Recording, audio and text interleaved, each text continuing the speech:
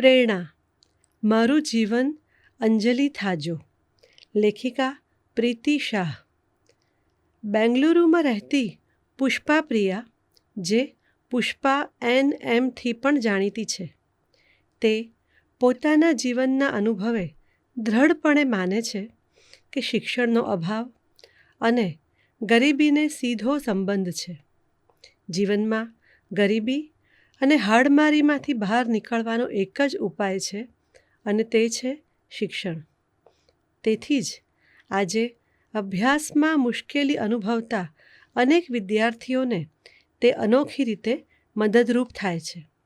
અનેક પ્રજ્ઞાચક્ષુ વિદ્યાર્થીઓ કે પરીક્ષામાં પેપર લખવા માટે સક્ષમ ન હોય તેવા અનેક વિદ્યાર્થીઓના સ્ક્રાઇબ્સ અર્થાત રાઇટર તરીકે કામ કરે છે.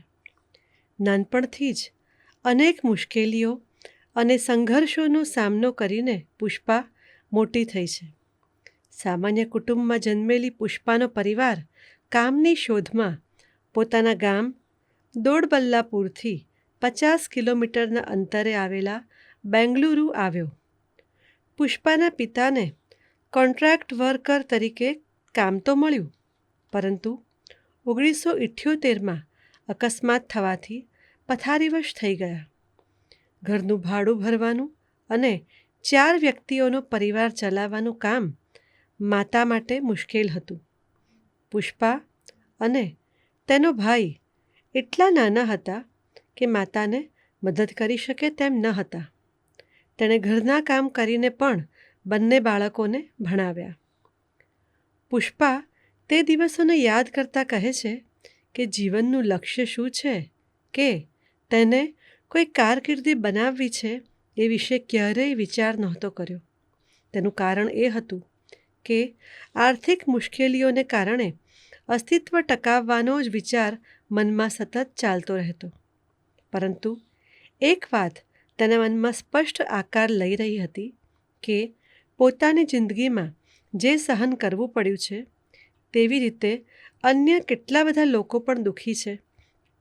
તેમને કોઈને કોઈ સ્વરૂપે મદદ કરવી. 2007માં એક દિવસ તે ચાલતા જવાને બદલે બસમાં બેઠી. બસમાં તેની મુલાકાત એક પ્રજ્ઞાચક્ષુ વ્યક્તિ સાથે થઈ અને પછી તેની સાથે વાતચીતનો સંબંધ ચાલુ થયો. એક દિવસ એણે પુષ્પાને કહ્યું કે તને પરીક્ષા આપવાની છે, તો તે તેની રાઇટર તરીકે કામગીરી બજાવશે. પુષ્પાને પોતાના કોલેજ કાળના દિવસો યાદ આવ્યા. તે જ્યારે પ્રી યુનિવર્સિટીમાં અભ્યાસ કરતી હતી ત્યારે ફીના પૈસા ન હોવાથી કોલેજ છોડી દેવાનો વિચાર કરતી હતી, પરંતુ કોઈ મિસ્ટર વાસુ નામની વ્યક્તિએ એના ફીના પૈસા ભર્યા અને પછી તો પાર્ટ ટાઈમ નોકરી કરીને અભ્યાસ પૂરો કર્યો. તે મિસ્ટર વાસુને ઓળખતી પણ ન હતી અને આજે એ વ્યક્તિ ક્યાં છે તેની પણ તેને ખબર નથી. પરંતુ આજે પુષ્પા તેનો આભાર માને છે. તે વિચારે છે કે આ પ્રજ્ઞાચક્ષુ વિદ્યાર્થીને મદદની જરૂર છે તો એણે કરવી જોઈએ. ઈશ્વરે જ એને માટે આવી તક ઊભી કરી છે. તે જીવનમાં લોકોને મદદ કરવા માંગતી હતી, તેથી એણે આ તક ઝડપી લીધી. તે વિચારે છે કે તેની પાસે પૈસા નથી તો આ રીતે મદદ કરી શકાય. તેણે પ્રજ્ઞાચક્ષુ વિદ્યાર્થીઓને રાઇટર તરીકે પોતે આવશે તેની જાણ કરી દીધી. પછી તેને ચિંતા એ થઈ કે બરાબર એને ન્યાય આપી શકશે, કારણ કે કયા વિષયની પરીક્ષા આપવાની છે તેની પણ ખબર ન હતી. પ્રથમ વખતે રાઇટર તરીકે ગઈ ત્યારે એક બાજુ તે નર્વસ હતી તો બીજી બાજુ અભિભૂત બની ગઈ હતી. તેને થતું હતું કે તે પરીક્ષા હોલમાંથી બહાર જતી રહે, કારણ કે તે વિદ્યાર્થી સવાલને ફરી ફરી પૂછતો હતો. તેથી પુષ્પાને ડર લાગ્યો કે જો તેનાથી કોઈ ભૂલ થશે તો તે વિદ્યાર્થીને ભોગવવી પડશે. પરંતુ 2007થી પુષ્પાએ અનેક વિદ્યાર્થીઓને મદદ કરી છે. છેલ્લા 16 વર્ષમાં તેણે 1086 વિદ્યાર્થીઓને પરીક્ષાના પેપર લખી આપવામાં મદદ કરી છે. તેમાં સ્કૂલથી માંડીને કોલેજમાં અભ્યાસ કરતા તેમજ સિવિલ સર્વિસ, બેંક જેવી સ્પર્ધાત્મક પરીક્ષાઓ માટે અને પીએચડી કરતા વિદ્યાર્થીઓના પણ તેમાં સમાવેશ થાય છે.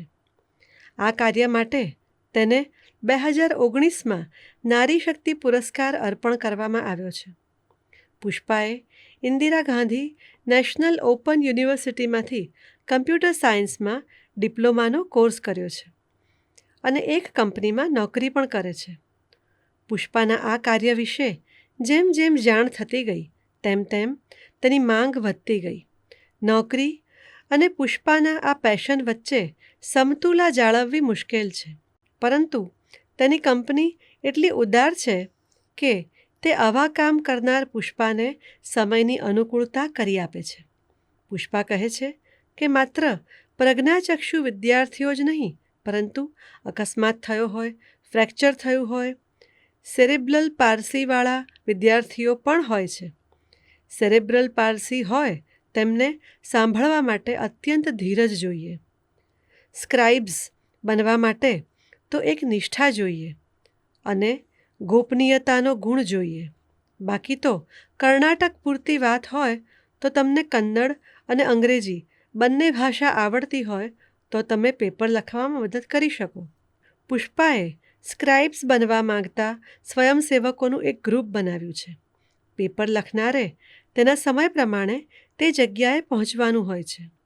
તેનામાં ખૂબ ધીરજ અને અન્યને શાંતિથી સાંભળવાની ધીરજ હોવી જોઈએ.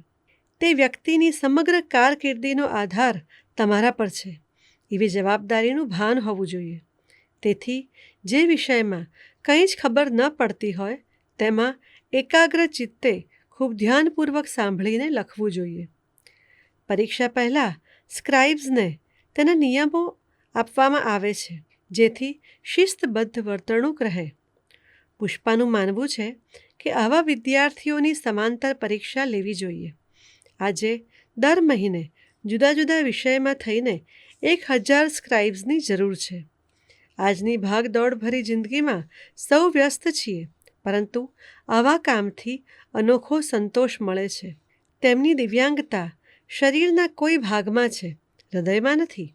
આ રીતે મદદ કરીને ઉડવા માટે તેમને પાંખો આપી શકાય.